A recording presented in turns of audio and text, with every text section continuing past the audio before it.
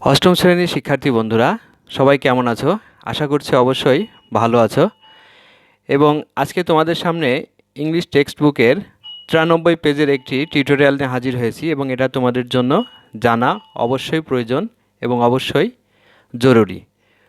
Cohesive devices অর্থাৎ যে সকল ওয়ার্ডসগুলো বা যে সকল ডিভাইসগুলো অধিকতর কাজে ব্যবহৃত হয়, সাধারণত একটি বর্ণনার সঙ্গে আরেকটি বর্ণনা জুড়ে দেওয়ার কাজে, একটি ওয়ার্ডের সঙ্গে আরেকটি ওয়ার্ড জুড়ে দেওয়ার জন্য ব্যবহৃত হয়ে থাকে। তো চলো আমরা একটু দেখে নিই পারপাস অফ ইউজ। এখানে দেখো কি উদ্দেশ্যে ব্যবহার করা হয়েছে। সো কোহেসিভ ডিভাইস আমি এই পাশে এগুলো সবই লিখেছি যেগুলো নীল কালার করা আছে। অ্যাট ফার্স্ট এটা তোমাদের টেক্সট বুকে দেওয়া আছে দেয়ারফোর। দেয়ারফোর মানে তথাপি বা তাছাড়া, এবং এটা কজেস অ্যান্ড ইফেক্ট কারণ এবং ফলাফলের কাছে ব্যবহৃত হয়। নাম্বার 2তে আছে সো। সো মানে তাই, কনসিকুয়েন্সেস মানে ফলাফল, অর্থাৎ কোনো ফলাফলের টানার ব্যাপারে সো ব্যবহৃত হয়ে থাকে। দেন মানে তখন, অর্থাৎ সিকোয়েন্সিং ইনফরমেশন কোনো তথ্য দেওয়ার কাজে ব্যবহৃত হয়, তথ্য সংযোজনের কাজে। ফার্স্টলি এটাও সিকোয়েন্সিং ইনফরমেশন, তথ্য দেওয়ার কাজে ব্যবহৃত হয়। সেকেন্ডলি এটাও সিকোয়েন্সিং ইনফরমেশন, তথ্য সংযোজন এর কাজে ব্যবহৃত হয়। দাস তাই, অর্থাৎ কনসিকুয়েন্সেস, তাই এখানে ফলাফল প্রকাশের একটি শর্ত প্রযোজ্য করে, শর্ত প্রয়োগ করে, এবং কনসিকুয়েন্সেস সে অর্থে ব্যবহৃত হয়। Next one is furthermore. Furthermore মানে তথাপি বা আরও।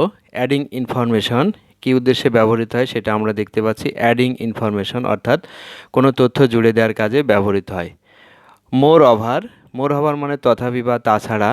এখানে মোর ওভারও অ্যাডিং ইনফরমেশনের কাজে বা তথ্য জুড়ে দেওয়ার কাজে ব্যবহার করা হয়ে থাকে। সো চলো আরও হয়তো 2-3টা আছে নিচে, আমরা একটু দেখে নিই।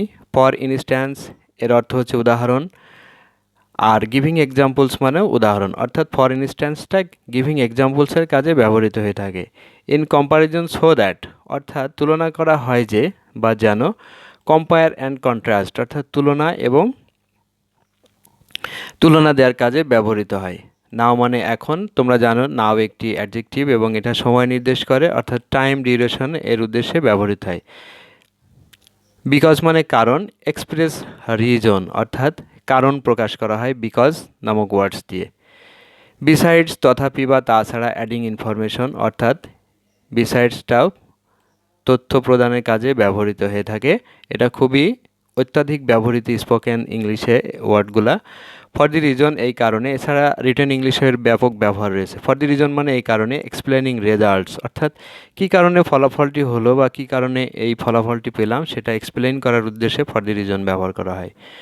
ইন অর্ডার দ্যাট এ উদ্দেশ্যে যে, অর্থাৎ অ্যাডিং ইনফরমেশন অতিরিক্ত কোনো তথ্য জুড়ে দেওয়ার কাজে ইন অর্ডার দ্যাট ব্যবহৃত হয়। সো স্টুডেন্টস, আশা করছি তোমরা আজকের এই টিউটোরিয়ালের মাধ্যমে আমাদের কোহেসিভ ডিভাইসের বিভিন্ন ব্যবহার এবং কী কারণে উদ্দেশ্যে ব্যবহার করা হয়, অর্থাৎ পারপাস অফ ইউজ, আসলে এক একটি ইংলিশ ওয়ার্ডগুলা এর বিভিন্ন উদ্দেশ্যে ব্যবহার করা হয়ে থাকে, সেগুলো মূলত কোহেসিভ ডিভাইস এবং সাধারণত কোনো তথ্য সংযোজন বিয়োজনের কাজে এগুলোর ব্যাপক ব্যবহার রয়েছে। তো আজকের ভিডিও দেখার জন্য ধন্যবাদ। পরবর্তীতে ভিডিও দেখার আমন্ত্রণ রইল এবং সেই সাথে অবশ্যই চ্যানেলটি সাবস্ক্রাইব করতে ভুলো না। Bye bye.